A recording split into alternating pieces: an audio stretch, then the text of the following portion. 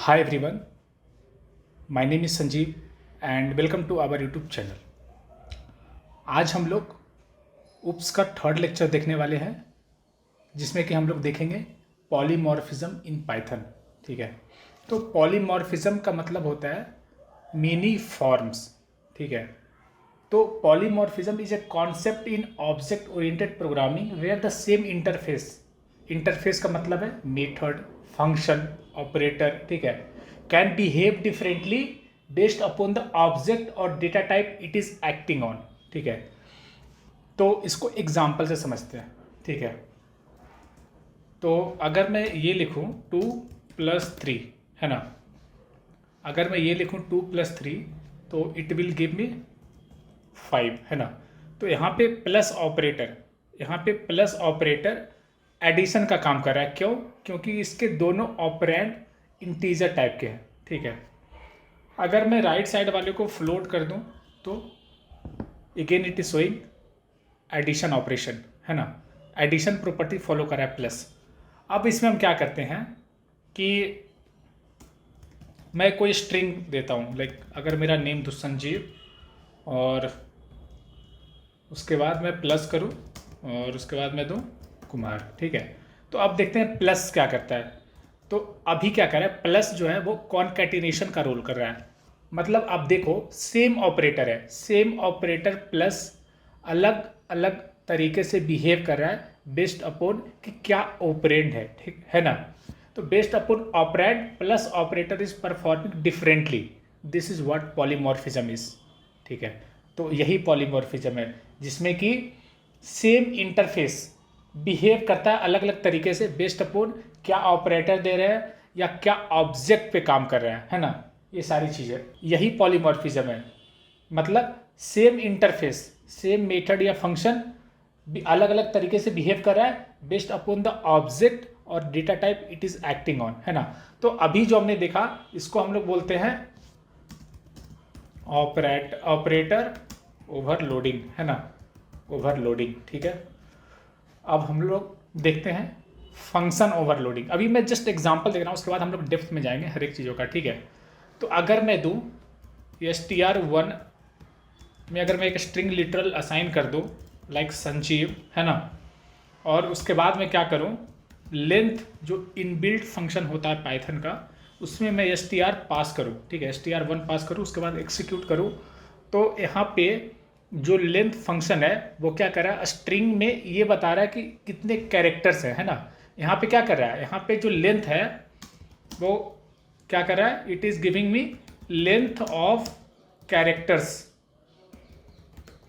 है ना, या फिर काउंट ऑफ कैरेक्टर्स,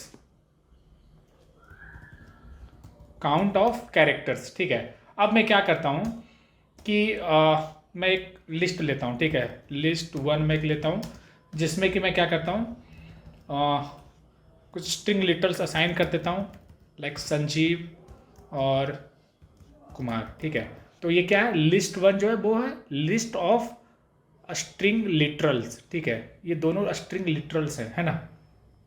अब मैं सेम जो लेंथ फंक्शन मैं ऊपर यूज़ किया हूँ वो मैं फिर से यूज़ करूँगा। ठीक है, तो लेंथ ऑफ list1 अगर मैं इसको एक्सिक्यूट करूँगा तो इट इज़ गिविंग मी 2, है ना। ये मुझे 2 रिटर्न करा है। ये क्या बता रहा है कि नंबर ऑफ आइटम्स, है ना, number of items in the list, ये बता रहा है। तो देखो सेम लेंथ फंक्शन अलग अलग बिहेव कर रहा है बेस्ड अपॉन मैं उसमें क्या डेटा पास कर रहा हूँ। अगर मैं स्ट्रिंग पास कर रहा हूँ तो वो नंबर ऑफ कैरेक्टर्स रिटर्न कर रहा है, अगर मैं लिस्ट पास कर रहा हूँ तो वो मुझे नंबर ऑफ आइटम्स रिटर्न कर रहा है।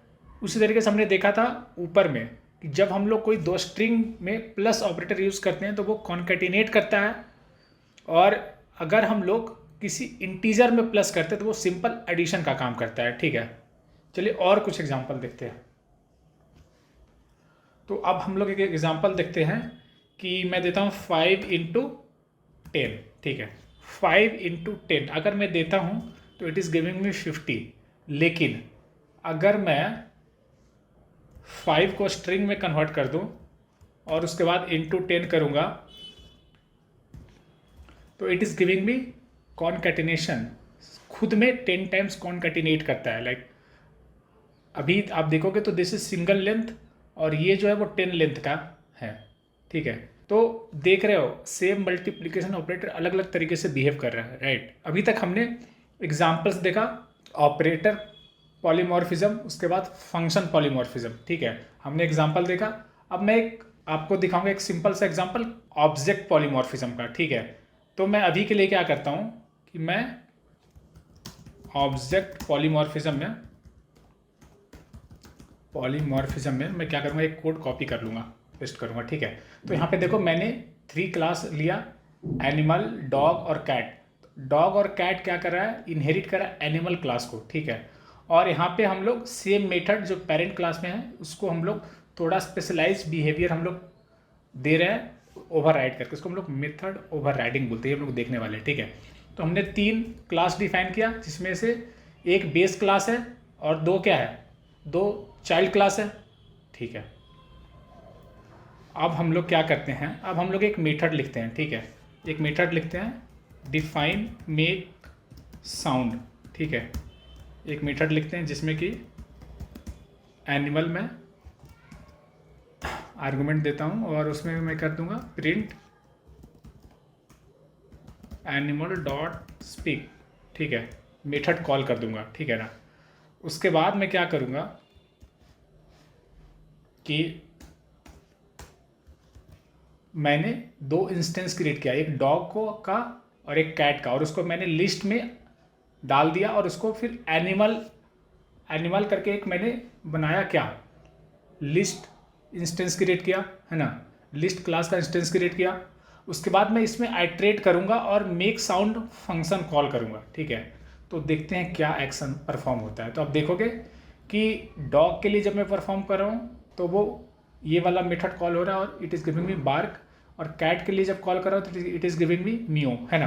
तो इसका क्या मतलब हुआ, इसका मतलब ये हुआ, चलिए लिखते हैं कि इसका मतलब ये हुआ कि even though dog and cat are different, है ना, ऑब्जेक्ट्स, ठीक है, they are treated as animal and used via same method speak, है ना। स्पीक मेथड कॉमन है दोनों के लिए। दिस इज ऑब्जेक्ट पॉलीमॉर्फिज्म, ठीक है। तो आप देखोगे कि ये जो फंक्शन मैंने लिखा है ना, ये फंक्शन जो मैंने लिखा है इसके अंदर मैं ये डिफ्रेंशिएट नहीं कर रहा हूँ कि ये डॉग क्लास का है इंस्टेंस या कैट क्लास का है। मैं दोनों क्लास के लिए, दोनों क्लास के इंस्टेंस के लिए मैं सेम स्पीक कॉल कर दे रहा हूँ, ठीक है। मैं कोई भी डिफ्रेंशिएट नहीं कर रहा हूँ। और रन टाइम पे ये डिसाइड कर रहा है कि कौन सा स्पीक कॉल होगा बेस्ड अपॉन कि ये किस क्लास का इंस्टेंस है, ठीक है। तो that is called object polymorphism, ठीक है। तो ये क्लियर है, हमने बहुत सारे एग्जांपल्स देखे। चलिए अब कुछ इंपॉर्टेंट कॉन्सेप्ट को देखते हैं, ठीक है, जो कि इंटरव्यूज़ में बहुत ज़्यादा पूछे जाते हैं, ठीक है। तो सबसे पहले मेथड ओवरलोडिंग एक कॉन्सेप्ट होता है, ये एक जनरल ऊप्स का कॉन्सेप्ट है, it is not specific to Python, ये एक जेनरिक ऊप्स का कॉन्सेप्ट है जो कि C++ और जावा में बहुत ज़्यादा यूज़ होता है, ठीक है। तो मेथड ओवरलोडिंग का मतलब होता है method overloading allow you to define multiple method with the same name in the same class but with different parameter list, ठीक है। अगर मैं एक क्लास में मल्टीपल मेथड्स लिखूं जिसमें सेम नेम हो बट अलग अलग नंबर ऑफ पैरामीटर्स हो, ठीक है, तो उसको मैं बोलूँगा मेथड का ओवरलोडिंग, ठीक है। And as per object oriented programming, मैं पाइथन के टर्म में बात नहीं कर रहा हूँ, मैं ऑब्जेक्ट ओरिएंटेड प्रोग्रामिंग के रिस्पेक्ट में बात कर रहा हूँ। तो उसमें ये कॉन्सेप्ट होता है मेथड ओवरलोडिंग का। तो मेथड ओवरलोडिंग जो है ना वो कंपाइल टाइम में रिजोल्व होता है ड्यूरिंग कंपाइलेशन फेज, ठीक है। और जावा और C++ में इसका बहुत ज़्यादा यूज होता है। और क्या होता है हमने देखा, राइट।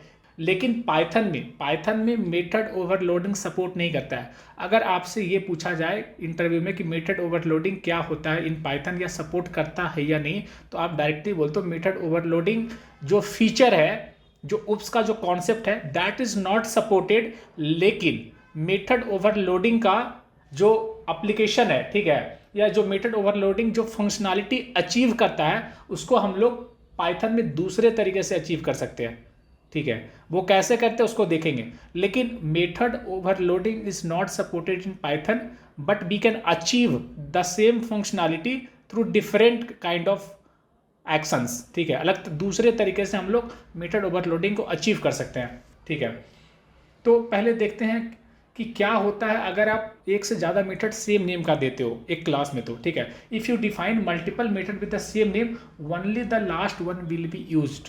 ठीक है, तो क्या होता है ना, जब भी आप एक के बाद एक अगर आप मेथड देते हो सेम नेम का, तो क्या होता है कि पुराने वाले जो मेथड्स होते हैं ना वो ओवर होते जाते हैं। ठीक है, मतलब समझो कि शैडो इफेक्ट होता है यहाँ पे। जब दूसरे टाइम आप सेम मेथड नेम दोगे तो पहला वाला मेथड जो होगा वो शैडो आउट हो जाएगा। मतलब ये ऐसा फील होगा कि मेरे पास सिर्फ एक ही मेथड है क्लास में, जो लेटेस्ट वाला जो लास्ट में मैंने ऐड किया है क्लास के अंदर। ठीक है, एक एग्जांपल से देखते हैं।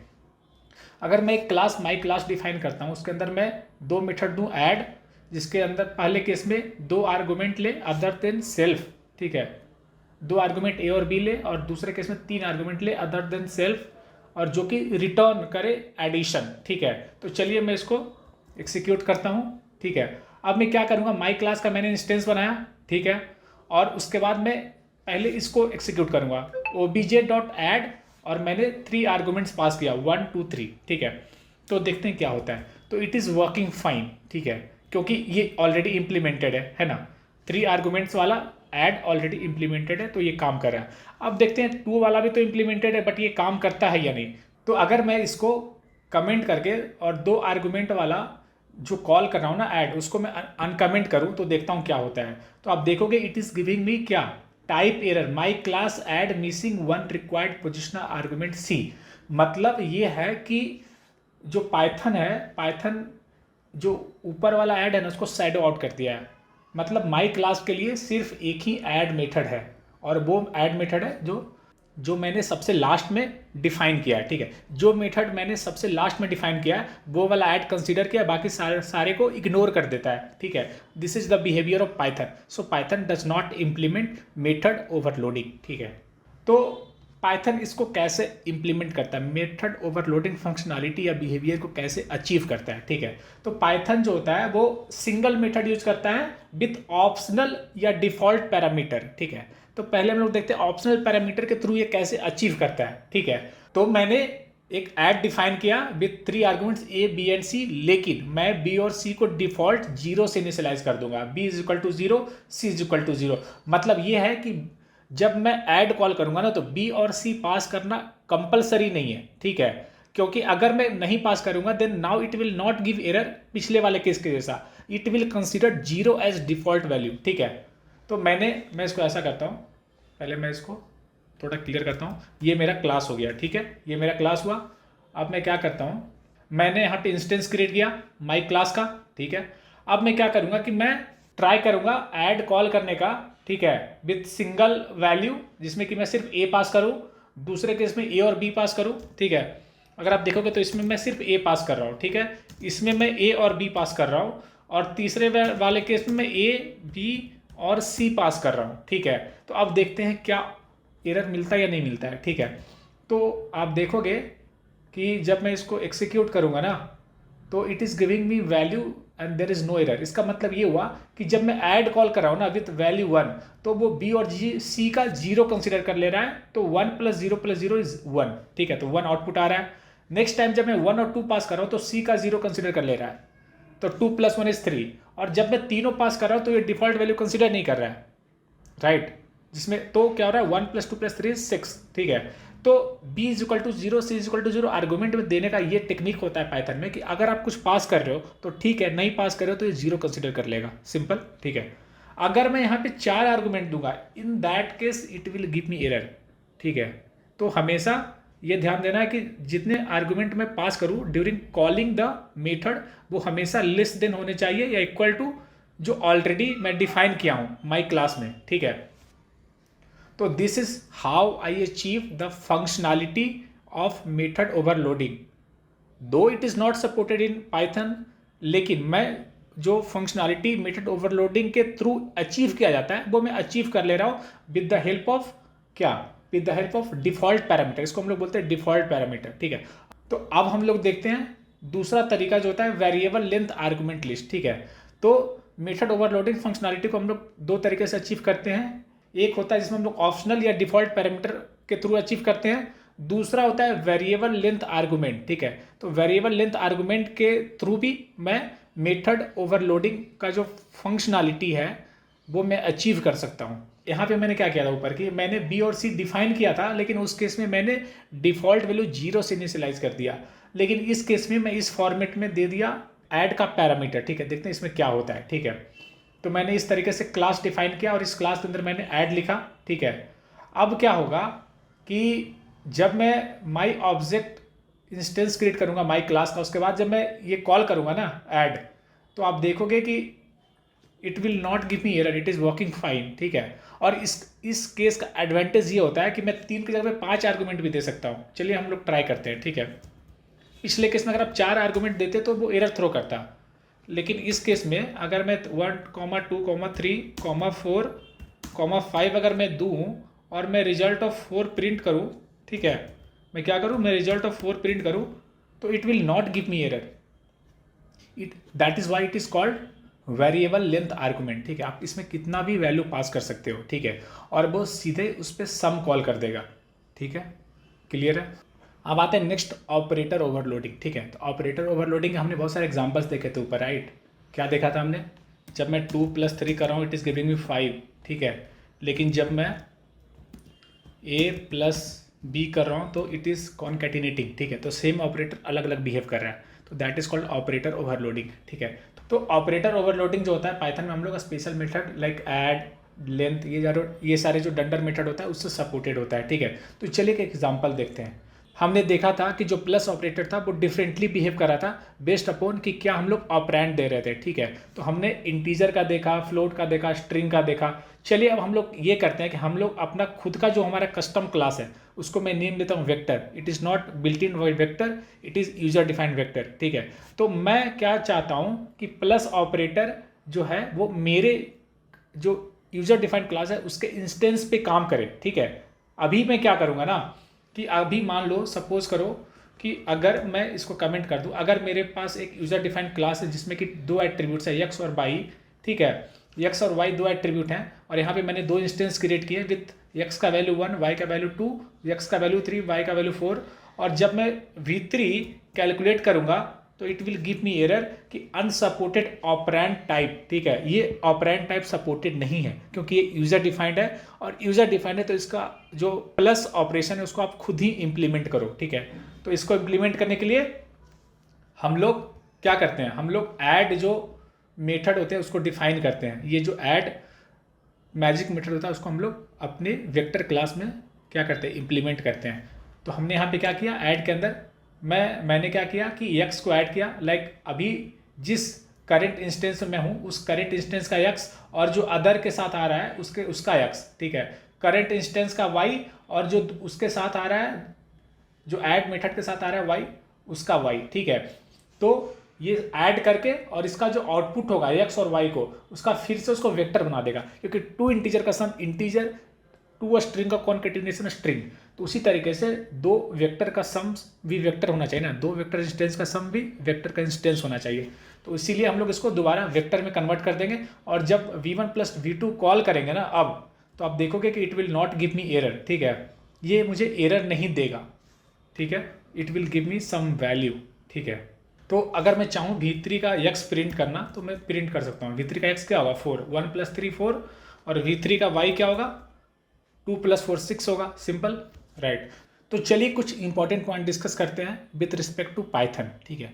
तो आप जनरली जब ये कॉन्सेप्ट सुनते हो ना कि मेथड ओवरलोडिंग, मेथड ओवरराइडिंग, तो as per OOPs method overloading जो होता है वो कंपाइल टाइम पॉलीमॉर्फिज्म होता है, method overriding run time polymorphism होता है। लेकिन पाइथन में कंपाइल टाइम जैसा कोई भी कॉन्सेप्ट नहीं होता है, ठीक है। पाइथन में एवरीथिंग रन टाइम पे होता है, क्यों, क्योंकि Python is a interpreted language, ठीक है। तो all overloading and polymorphism in Python are resolve at run time, ठीक है। ये सारी चीज़ें जो होती है वो रन टाइम में रिजोल्व होती है, कंपाइल टाइम जैसा कुछ भी नहीं होता है, ठीक है। तो जब भी कोई इंटरव्यूअर अगर आपसे पूछे कि कंपाइल टाइम पॉलीमॉर्फिज्म क्या होता है विद रिस्पेक्ट टू पाइथन, तो बोलना कि पाइथन में कंपाइल टाइम जैसा कोई पॉलीमॉर्फिज्म नहीं होता है, पाइथन में everything is a run time polymorphism.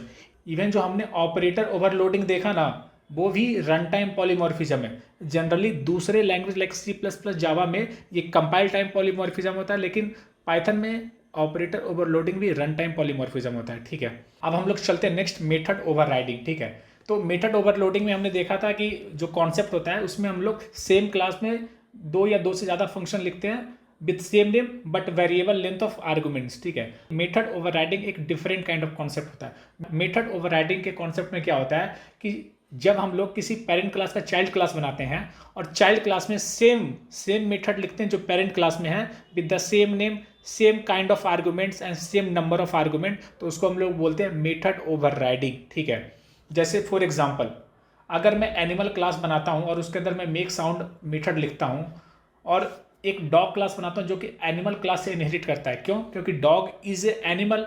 तो मैं क्या करना चाहता हूँ कि डॉग के अंदर मैं थोड़ा स्पेशलाइज मेथड लिखना चाहता हूँ। लाइक अगर आप देखोगे तो जो एनिमल के अंदर मेक साउंड है वो जेनरिक इंप्लीमेंटेशन है, तो मैं थोड़ा स्पेशलाइज इंप्लीमेंटेशन लिखता हूँ डॉग क्लास के अंदर मेक साउंड में। ठीक है, उसी तरीके से मैं कैट क्लास के अंदर मेक साउंड इंप्लीमेंटेशन लिखूंगा स्पेसिफिक टू कैट। तो देखोगे ये जो मेक साउंड है ना, कैट का जो मेक साउंड है वो एनिमल के मेक साउंड को ओवरराइड कर रहा है। उसी तरीके से डॉग का जो मेक साउंड है वो एनिमल का मेक साउंड को ओवरराइड कर रहा है। That is what the concept of overriding is, method overriding. ठीक है, चाइल्ड क्लास में हम लोग मेथड लिखते हैं with the same name, same signature and same number of arguments जो पेरेंट क्लास में होते हैं। ठीक है, तो उसको हम लोग मेथड ओवरराइडिंग बोलते हैं।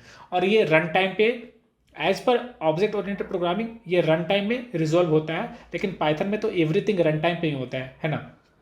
ये सारे थियोरेटिकल पॉइंट आप इसको देख सकते हो। मेथड ओवरराइडिंग एक कॉन्सेप्ट होता है ओओपी में, जहाँ पे एक सब क्लास होता है एक स्पेसिफिक इंप्लीमेंटेशन प्रोवाइड करता है फॉर ए मेथड जो कि ऑलरेडी बेस क्लास में डिफाइंड है। ठीक है, वो क्या करता है, वो एक स्पेशलाइज इंप्लीमेंटेशन प्रोवाइड करता है डिराइव्ड या चाइल्ड क्लास में। ठीक है, तो इस एग्जाम्पल से क्लियर है, राइट। और हमने ये पिछले बहुत सारे लेक्चर में भी हमने देखा था मेथड ओवरराइडिंग के कॉन्सेप्ट को, कि हम लोग चाइल्ड क्लास में जो है वो मेथड लिखते हैं with the same name, same signature and same type of argument. ठीक है, चलिए अब इसको थोड़ा एक्सिक्यूट करके देखते हैं। ठीक है, तो मैंने लिखा 3 क्लास मैंने डिफाइन किया, एनिमल, डॉग, कैट। डॉग और कैट क्या कर रहा है, वो एनिमल क्लास को इनहेरिट कर रहा है। ठीक है, तो मैंने यहाँ पे क्या किया है, 2 इंस्टेंस क्रिएट किया है, एक डॉग क्लास का एक कैट क्लास का। ठीक है, तो जब मैं dog dot make sound call करूंगा ना, तो क्या होगा कि रन टाइम पे रिजॉल्व होगा कि कौन सा मेक साउंड कॉल करना है। ठीक है, तो सबसे पहले क्या करेगा कि जिस इंस्टेंस के लिए मैं कॉल कर रहा हूँ मेक साउंड,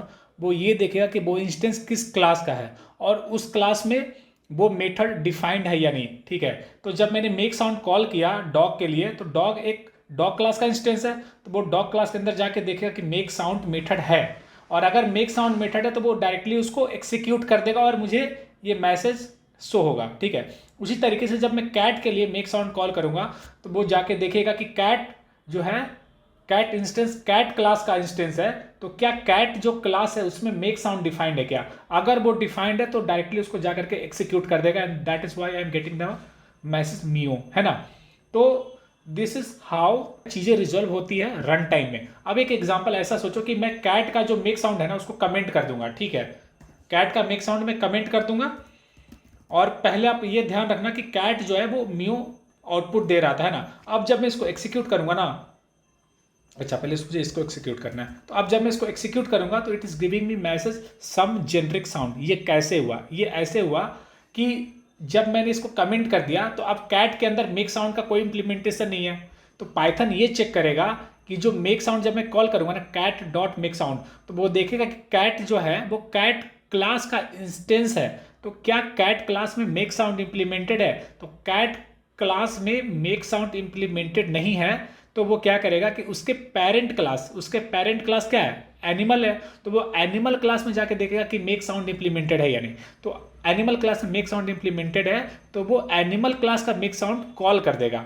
ठीक है, दिस इज हाउ चीजें रिजॉल्व होती है रन टाइम में, and this is method overriding. ठीक है, ये कॉन्सेप्ट क्लियर है अच्छे से। चलिए अब आगे चलते हैं।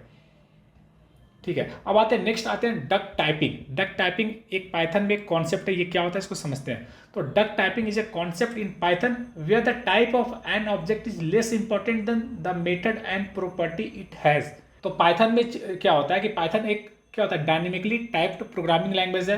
तो पाइथन में मेथड एंड प्रॉपर्टीज ज़्यादा इंपॉर्टेंट हो जाती है इससे कि वो किस टाइप का ऑब्जेक्ट है, ठीक है। तो so in Python if an object has the right method और attribute you can use it regardless of its actual class, ठीक है। इसको एग्जाम्पल से समझेंगे, ठीक है। तो डक टाइपिंग नेम इसलिए पड़ा कि एक फ्रेज है, if it walks like a duck and quacks like a duck it is probably a duck, ठीक है। अगर कोई एनिमल है जो डक जैसा वॉक कर सकता है और डक जैसा आवाज़ निकाल सकता है तो there is a high chance कि वो डक होगा, ठीक है। तो ये जो फ्रेज है इसी से डक टाइपिंग नेम पड़ा है, ठीक है, पाइथन में। तो इस एग्जाम्पल को हम लोग देखते हैं। इस एग्जाम्पल में क्या हो रहा है कि मैंने 3 क्लास मैंने डिफाइन किया, credit card, UPI and PayPal. ये सारे क्या है, ये सारे पेमेंट मेथड है, ठीक है। तो इसमें हर एक में मैंने एक पे मेथड डिफाइन किया जिसके अंदर कुछ लाइक मैं मैसेज अभी के लिए मैसेज प्रिंट कर रहा हूँ कि paid amount using credit card, paid amount using UPI, ठीक है, जस्ट टू आइडेंटिफाई कि कौन सा मेथड कॉल हो रहा है, ठीक है। अब मैं क्या कर रहा हूँ, आप देखोगे मैं क्या कर रहा हूँ कि मैं एक मेथड लिख रहा हूँ, ठीक है। इसको हम लोग बोल सकते हैं डक टाइपिंग फंक्शन। क्यों, इसको देखते हैं। एक हमने फंक्शन लिखा है डिफाइन प्रोसेस पेमेंट, जो कि पेमेंट मेथड इनपुट लेता है। पेमेंट मेथड एक इंस्टेंस होगा, ठीक है, और एक अमाउंट इनपुट लेता है, ठीक है, और उसके बाद पेमेंट मेथड का पे कॉल कर देता है, ठीक है। अब हम लोग क्या करते हैं कि हम लोग प्रोसेस पेमेंट मेथड कॉल करते हैं विथ ऑल 3 इंस्टेंस। हमने ये जो 3 क्लास ऊपर डिफाइन किया ना, हर एक क्लास के लिए मैं एक इंस्टेंस क्रिएट कर रहा हूँ और प्रोसेस पेमेंट फंक्शन में कॉल कर रहा हूँ, ठीक है। तो प्रोसेस पेमेंट क्या करता है, वो ये डिफ्रेंशिएट करता ही नहीं कि वो जो पेमेंट मेथड है वो किस क्लास का इंस्टेंस है, ठीक है। वो डायरेक्टली पे कॉल कर देता है, ठीक है। और अगर आप इसको एग्जीक्यूट करोगे तो आप देखोगे कि इट इज़ वर्किंग फाइन, ठीक है। इसका क्या मतलब हुआ, तो आप देखोगे कि जो फंक्शन प्रोसेस पेमेंट है वो ये केयर नहीं करता कि वो किस तरह का ऑब्जेक्ट रिसीव करता है। It only cares is that the object should have dot पे मेथड, ठीक है। This is the only thing it cares and this is duck typing, ठीक है। डक टाइपिंग में क्लास से ज़्यादा इंस्टेंस का मेथड और एट्रीब्यूट मैटर करता है, ठीक है। अगर वो फुलफिल कर रहा है then it will work fine, अगर नहीं कर रहा है then it will give me error, ठीक है। वो ऑब्जेक्ट किस क्लास का वो कंसिडर नहीं करता है, ठीक है। तो आई थिंक हमने जो पॉलीमॉर्फिज्म का कॉन्सेप्ट है उसके सारे टॉपिक को कवर कर लिए। जो भी टॉपिक इंटरव्यू के पर्सपेक्टिव से इंपॉर्टेंट है, जो भी टॉपिक एग्जामिनेशन के पर्सपेक्टिव से इंपॉर्टेंट है, हमने सारे टॉपिक कवर कर लिए। नेक्स्ट लेक्चर में हम लोग अब्स्ट्रैक्शन का कॉन्सेप्ट देखने वाले हैं, ठीक है। तो चलिए मिलते हैं अगले लेक्चर में। Till then bye, happy learning.